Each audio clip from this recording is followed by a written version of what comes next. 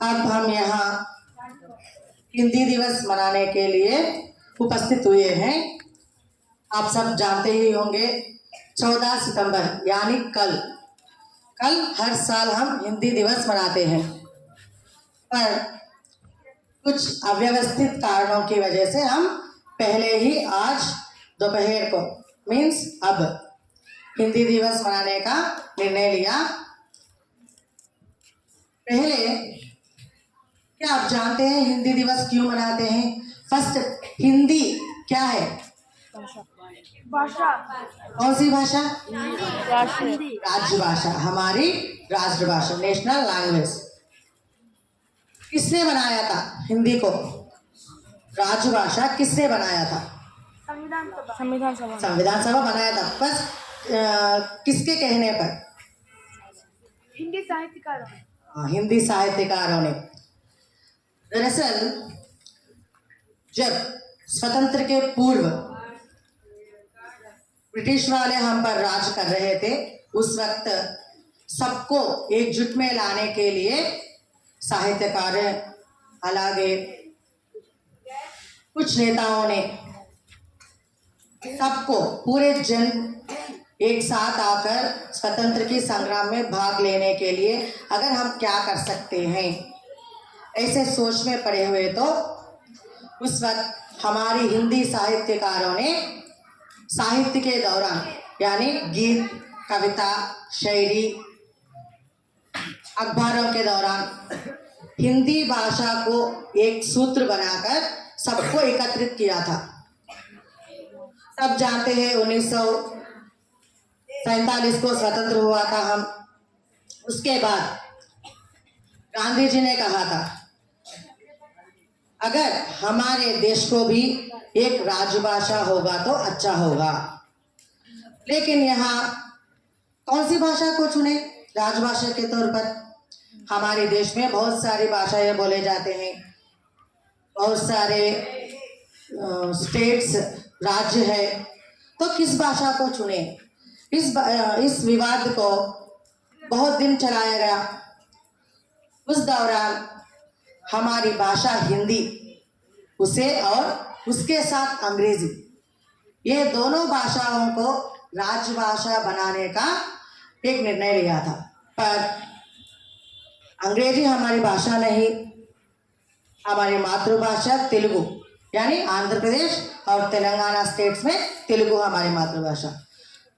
लेकिन बाकी राज्य जो है उसमें ज्यादातर बोलने वाली भाषा हिंदी। तो हिंदी को राष्ट्रभाषा बनाया जाए, ये बात नेहरू जी, हमारे पहले प्रधानमंत्री नेहरू जी ने निर्णय लिया था इस बात को। उस दौरान एक बार मीटिंग पर गए थे नेहरू जी, वो मंच पर चल रहे थे, स्टेज के ऊपर जा रहे थे। उस वक्त उनका पैर फिसल गया, थोड़ा नीचे गिरने की अवस्था में थे वो। उसके ठीक पीछे दिनकर जी है। जानते हैं दिनकर जी कौन है? रामधारी सिंह दिनकर।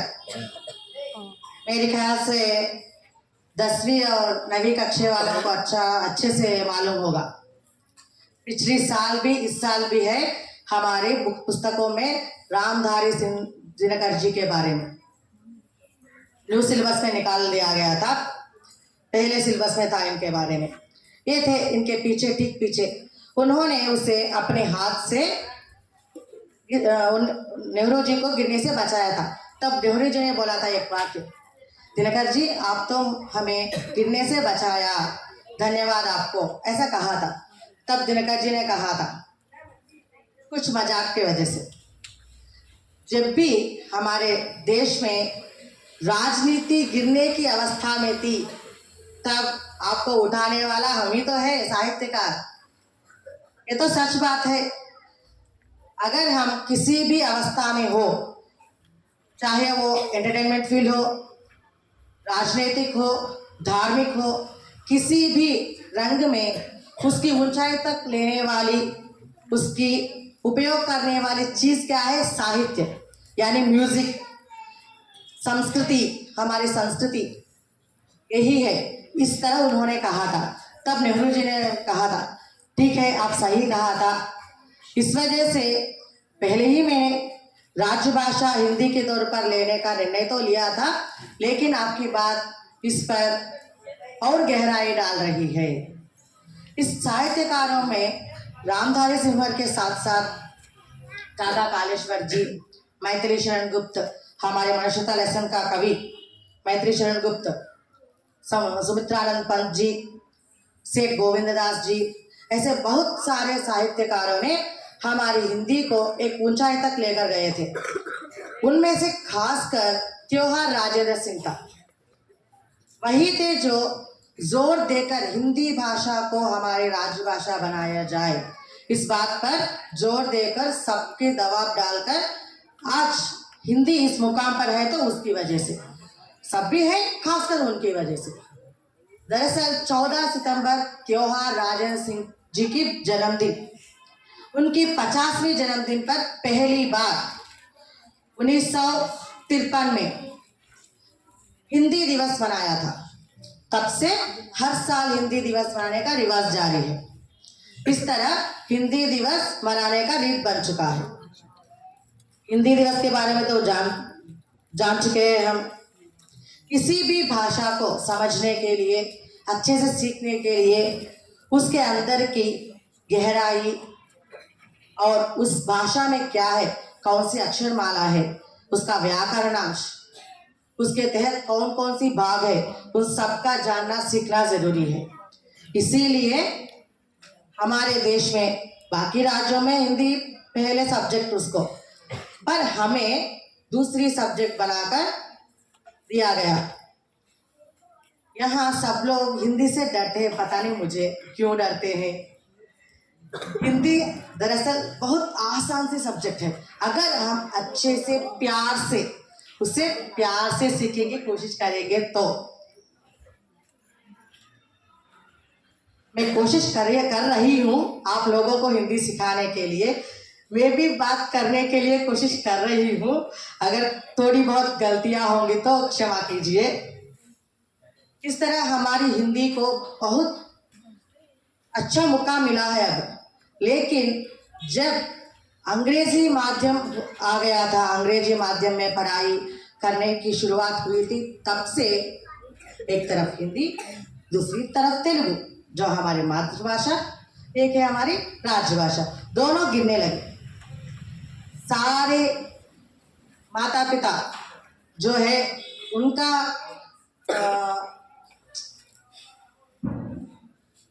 उनके साथ ये हुआ था कि उसकी बच्चे सिर्फ अंग्रेजी में बात करने चाहिए। सिर्फ अंग्रेजी सीखे तो बस हो गया, हमारा बच्चा बड़ा होकर बड़ा इंजीनियर बनेगा, जो भी कुछ होगा बस अंग्रेजी होना चाहिए, हमें तेलुगु से कोई मतलब नहीं, हिंदी से बिल्कुल भी नहीं। ऐसी सोच आ गई है, पर ये अच्छी बात नहीं है। किसी ने कहा था, आप सब जानते ही होंगे, संस्कृत हमारी पहली भाषा थी। संस्कृत हमारी पहली भाषा, संस्कृत से आ गई भाषा ये हिंदी, जो देवनागरी लिपि है, संस्कृत से आई थी हिंदी। अगर आप देखेंगे तो संस्कृत में अक्षर और हिंदी के अक्षर सेम दिखेंगे, थोड़ी बहुत चेंजेस होंगे उसमें। किसी ने कहा था, संस्कृत हमारी माँ है, संस्कृतम अम्मतो समान। అలాగే हिंदी हमारी बहुरानी है। जैसे हम अपनी घर की बहू को इज्जत और सम्मान प्यार देते हैं, उसी तरह हिंदी को भी हमें सम्मान देना चाहिए, प्यार देना चाहिए। अब बात आएगी तो अंग्रेजी की। अंग्रेजी किससे वो बोला गया? नौकरानी की। इसका मतलब वो कम नहीं है। हमें जहाँ उपयुक्त है अंग्रेजी भाषा वहाँ बोलनी चाहिए उसे। हर वक्त अंग्रेजी बोलने से हम अंग्रेज बन नहीं जाएंगे। हम ब्रिटिश वाले नहीं हैं, हम हिंदुस्तान में रहते हैं, हिंदुस्तानी हैं हम। हमारे देश हिंदुस्तान क्यों है? यहाँ हिंदी बोलने वाले अधिक है। हिंदी से बना हिंदुस्तान, अंग्रेजी से बना नहीं, हिंदी से बना हिंदुस्तान हमारा। अब अंग्रेजी सीख कर हम क्या बन रहे हैं? अंग्रेज दुरा बन गए।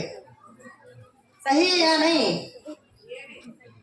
ప్రతి ఒక్కరికి ఏం కావాలా, మా పిల్లోడు ఇంగ్లీష్లో మాట్లాడాలా, ఏమంటారు, ఇంగ్లీష్ దొరలు కావాలా మా వాళ్ళని అనుకుంటూ ఉంటారు.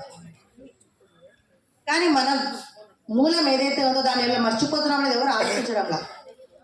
కానీ ఇక్కడ సంతోషించాల్సిన విషయం ఏంటంటే ఇప్పుడు ఈ ప్రెజెంట్ సిచ్యువేషన్లో కూడా మొత్తం विश्व में पूरे विश्व में चौथी बोलने अधिक बोलने वाली भाषा हिंदी, पूरे विश्व में, सिर्फ भारत में पूरे विश्व में ఇంత గొప్పగా హిందీని మనకంటే కూడా మన సాహిత్యకారులు మనకంటే పెద్దవాళ్ళు లేఖక్ కవి జో హే వాళ్ళు చాలా చాలా చాలా ప్రయత్నించారు. వాళ్ళ కష్ట ఫలితమే ఇప్పుడు హిందీ మన రాజ్య భాష ఉంది. అలాగే మొత్తం ప్రపంచంలో అత్యధికంగా మాట్లాడే భాషలో 4వ స్థానంలో ఉంది హిందీ. మన దేశంలో వాళ్ళు మన యొక్క సంస్కృతిని మర్చిపోతున్నారు, కానీ పక్క దేశాల వాళ్ళు బాగా నేర్చుకుంటున్నారు. మీరు అబ్జర్వ్ చూస్తూనే ఉంటారు, మీరు BTS అవి ఇవి చూస్తుంటారు. అలా అలా స్క్రోల్ చేస్తే దాని మధ్యలో ఇస్కాన్ అని ఒకటి వస్తుంది. దాన్ని ఎప్పుడైనా అబ్జర్వ్ చేస్తున్నారా మీరు? ఇస్కాన్ వేరే దేశాల్లో అమెరికా కావచ్చు, బ్రిటన్ కావచ్చు, ఆస్ట్రేలియా కావచ్చు, ఏదైనా సరే పాశ్చాత్య దేశాల్లో మన సంస్కృతిని వాళ్ళు వాళ్ళ సంస్కృతిగా చేసుకొని మన దేవుళ్ళని వాళ్ళు కొలుస్తున్నారు. మనం ఏం చేస్తున్నాం? మనం BTS వెనకాల వెళ్తున్నాం. BTS కావాలా మనకు, చిన్న చిన్న డ్రెస్సులు కావాలా, వెస్ట్రన్ డ్రెస్సెస్ వేసుకోవాలి, పబ్లకు వెళ్ళాలి, డ్యాన్సులు వేయాలి. ఇది మనం నేర్చుకున్న కల్చర్. మన కల్చర్ ఏంటి? మన కల్చర్ పద్ధతిగా ఉండడము, సాంస్కృతిక కళలు నేర్చుకోవడం, ఇది మన పద్ధతి. ఇది వాళ్ళు తీసుకెళ్ళినారు, వాళ్ళని మనం తెచ్చుకుంటున్నాం. ఇది కరెక్టేనా? చాలా వరకు ప్రపంచ యుద్ధాలు వచ్చాయి, ఫస్ట్ సెకండ్ ఇట్లా. అప్పుడంటే యుద్ధాలు కత్తులతోనో ఆయుధాలతో జరిగేవి. ఇప్పుడు అవేమో అవసరంలా. ఇది కూడా ఒక రకమైన ప్రపంచ యుద్ధమే. మన దేశాన్ని సర్వనాశనం చేయడానికి ఇది ఒక పద్ధతి. ఏంటి? వేరే దేశాల్లో తయారు చేసే వస్తువులు తెచ్చుకొని మనం వేసుకోవడం కానీ, ఆ వస్తువులు యూజ్ చేసుకోవడం కానీ, పక్క కంట్రీస్లో చూసే సీరియల్ మనం చూడడం కానీ, ఆ సినిమాలు మనం చూడడం కానీ, దీని యొక్క ఆదాయం ఏదైతుందో అది మన దేశానికి రాదు, పక్క దేశానికే పోతుంది. మన దేశాన్ని మనం అభివృద్ధి చేసుకోవాలా అంటే ఏం చేయాలా? మన దేశాన్ని గౌరవించాలా అంటే ముందు మనకి ఉండాలా, ఇది నా దేశం, నా భాష, నేను ఇక్కడివే వాడతాను వస్తువులు. మోదీ గారు చెప్పారు ఏమని? ఇండియాలో తయారు చేసిన వస్తువులే వాడండి, మన ఆదాయం మనకే మిగలాలి, ఎవడో ఎందుకు తీసుకొని పోవాలా? కరెక్టే కదా? ఇక్కడ చదివిన వాళ్ళే పోయి అక్కడ సాఫ్ట్వేర్లలో ఉద్యోగాలు చేస్తున్నారు. మీరు వెళ్ళి రండి అమెరికా కానీ, ఆస్ట్రేలియా కానీ, సింగపూర్ కానీ, ఎక్కువ మన ఇండియన్సే ఉంటారు. ఇన్ఫ్యాక్ట్ అక్కడ తానా అట్లా ప్రోగ్రామ్స్ జరుగుతూ ఉంటాయి, దసరాలకు సంక్రాంతికి అట్లా అందరూ కలిసి ప్రోగ్రామ్ చేస్తూ ఉంటారు. అక్కడికి వెళ్ళి చూస్తే వాళ్ళే చెప్తుంటారు, ఇది అమెరికా లెక్క లేదు, మా ఊర్లాగా ఉంది, అందరు ఇక్కడే ఉన్నారు తెలుగు వాళ్ళు అని చెప్పేసి. ఈ నుంచి నేర్చుకొని పోయి అక్కడికి మనము ఆ నుంచి వచ్చిన తర్వాత బిల్డప్ వల్ల కొడతాం, మేము ఆస్ట్రేలియా ఉన్నాము, మీకు తెలుసా? ఆ స్లాంగ్ కూడా ఏదో సామెత ఉంది, చింతకాయలు అమ్ముకుంటే ఆమె రాజును పెళ్లి చేసుకుందంట. పెళ్లి చేసుకున్న తర్వాత ఒక ఆమె చింతకాయలు ఎత్తుకొని వచ్చిందంట. ఆమె అడిగిందంట, రాజా ఇదేదో సొట్టగా ఉంది ఏంటిదని అడిగిందంట. అట్లా ఉంటుంది మన కథ కూడా. అంటే మన దేశాన్ని, మన సంస్కృతిని మనం గౌరవించాలి. మనం గౌరవించడంలో మన సంస్కృతిని వాళ్ళు గౌరవిస్తున్నారు, వాళ్ళు బాగుపడుతున్నారు, మనం ఏమైపోతున్నాం? తగ్గిపోతున్నాం. సో ఈ ధోరణి మానుకోవాలి మనం కూడా. మీరు మొబైల్ చూడొద్దని చెప్పాలా, మీరు ఎంటర్టైన్మెంట్ వదులుకోమని చెప్పాలా, చూడాలి, చూసి అక్కడికి వదిలేయాలి. ఆ సీరియల్ ఆమె ఇది వేసుకుంది, ఆ చీర ఇది కట్టుకుంది, ఈ సినిమాలో ఆ కారు కొన్నారు, BTSలో వాడు ఇది కొన్నాడు. మన బుక్కులు కూడా BTS బుక్కులు వాడుతుంటాం మనం. ఆ BTS ఏం పెట్టిందో నాకు ఇంతవరకు అర్థం కాదు. ఒక్కరైనా అన్నమాచార్య బుక్ పెట్టుకోండిరా, అన్నమయ్య ఫోటో పెట్టుకునేది, త్యాగయ్య బుక్ తీసుకొచ్చి పెట్టుకోండి, ఘంటసాల బుక్ తీసుకొచ్చి పెట్టుకోండి, సంతోషం మాకు.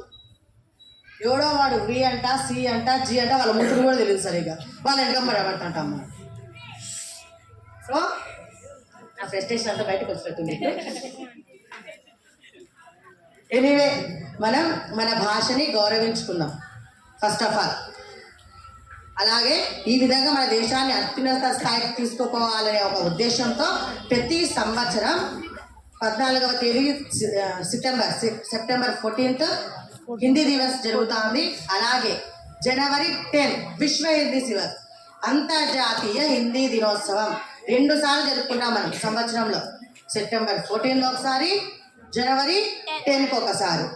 ఈ విధంగా మనం హిందీ దివస్ను జరుపుకొని మన యొక్క భాషను, మన యొక్క సంస్కృతిని అందరికీ తెలియజేయాలి. మేమున్నాం, ఇంకా మా భాష అంతరించిపోలేదు అని చెప్పుకోవడానికి, అంటే మన తర్వాత తరాలకు మన గొప్పతనాన్ని, మన భాష యొక్క గొప్పతనాన్ని, మన యొక్క సంస్కృతి యొక్క గొప్పతనాన్ని తెలియజేయడానికి ఈ విధంగా హిందీ దివస్ జరుపుకుంటూ ఉంటామన్నమాట. ఎలాగైతే మన మాతృభాష తెలుగు దివస్ అదే మాతృభాష దినోత్సవం జరుపుకొని మన భాషను ముందుకు తీసుకెళ్తున్నామో అలాగే హిందీని కూడా గౌరవించాలి. అర్థమైందా? Thank you.